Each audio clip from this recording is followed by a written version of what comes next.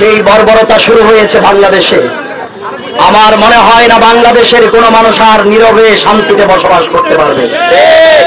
গতকালকে যখন আমার চট্টগ্রামের 5,500 ব্যাংকার ভাইদের চাকরিচ্যুত করার সিদ্ধান্ত নিয়েছে ইসলামী ব্যাংক, হাইকোর্টে আমাদের ব্যাংকার ভাইদেরকে নিয়ে স্পষ্ট ঘোষণা দিয়েছি, আগামীকালকে বিকাল 3টায় চট্টগ্রাম প্রেস ক্লাবে চট্টগ্রাম এই ব্যাংকার ভাইদের চাকরি ফিরিয়ে নেওয়ার অধিকার আদায়ে আমরা আন্দোলনের ডাক দিয়েছি, সবাই আসবেন। এই ঘোষণা দেওয়ার পরে আলহামদুলিল্লাহ আজকে আমরা দেখতে পেলাম বিভিন্ন রাজনৈতিক দল, অরাজনৈতিক দল এবং বিভিন্ন সচেতন নাগরিক আজকের এই মানববন্ধনে অংশগ্রহণ করেছেন। সবাইকে আমরা চট্টগ্রাম অধিকার আন্দোলনের পক্ষ থেকে আন্তরিক মোবারকবাদ, ধন্যবাদ জানাই। আমি একটা কথা বলতে চাই, ইসলামী ব্যাংকের ম্যানেজমেন্টে যারা আছে তাদেরকে বলবো, আপনারা 5,500 ব্যাংকার ভাইদেরকে চাকরি থেকে দূরে সরিয়ে তাদের পরিবারের চোখের পানি আল্লাহর দরবারে যদি পৌঁছে যায়, একজনের অস্তিত্ব আল্লাহর জমিনে থাকবে না।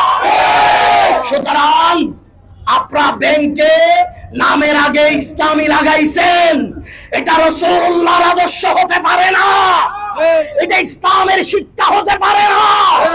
5,500 কর্মজীবীকে, চাকরিজীবীকে চাকরিচ্যুত করা, এটা সম্পূর্ণ বৈষম্য ছাড়া আর কিছু হতে পারে না।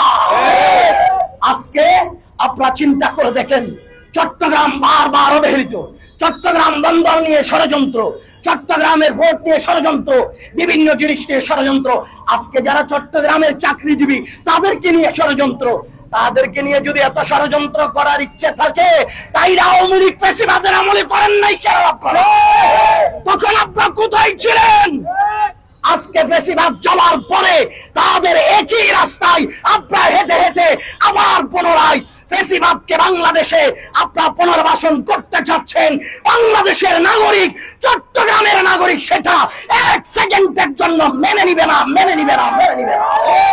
আমরা আজকের এই চট্টগ্রাম অধিকার আন্দোলনের ব্যানার থেকে মিডিয়ার ভাইদের মাধ্যমে স্পষ্ট জানিয়ে দিতে চাই, হাইকোর্টে যে রিট করা হয়েছে এটা না মেনে আপনারা যে সিদ্ধান্ত আমার ভাইদের নিয়েছেন, মিডিয়া ভাইয়েরা দেখেন, আমাদের এখানে ব্যাংকার ভাই আছে, অলরেডি ওনাকে চাকরি থেকে ক্যান্সেল করা হয়েছে, আরো 2-1 ভাই আসছে।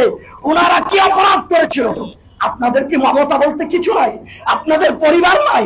আপনারা নামাজ পড়েন না? আপনারা মুসলমান না? আপনারা কিসের মুসলমান? আপনারা কিসের মুসলমান? রাসূল পাক মক্কা বিজয়ে যখন মক্কা শরীফ সাহাবায়ে কেরাম নিয়ে ঢুকেছেন, সমস্ত কাফেররা পলায়ন করা শুরু করেছিলেন। আল্লাহর নবী ডাক দিয়ে বলেছে, আমি তোমাদেরকে খুন করতে আসি নাই, আমি রাসূল তোমাদেরকে সাধারণ ক্ষমা ঘোষণা করার জন্য আসছি। আল্লাহর নবী যদি কাফেরদেরকে ক্ষমা করে দিতে পারে, তাহলে আল্লাহর রাসূলের উম্মত দাবি করে, ইসলামী ব্যাংক দাবি করে মুসলমান ভাইদের 5,500 ভাইদের চাকরি থেকে তাদেরকে ক্যান্সেল করে দিচ্ছেন, এটা বৈষম্য ছাড়া আর কিছু নয়। সুতরাং আন্দোলনের সূচনা পাড়াউড়িয়া চট্টগ্রাম থেকে আজকে শুরু হয়েছে। যদি তাদেরকে পুনর্বহাল করা না হয়, আন্দোলন সামনে আরো কঠোর আসবে। তাকে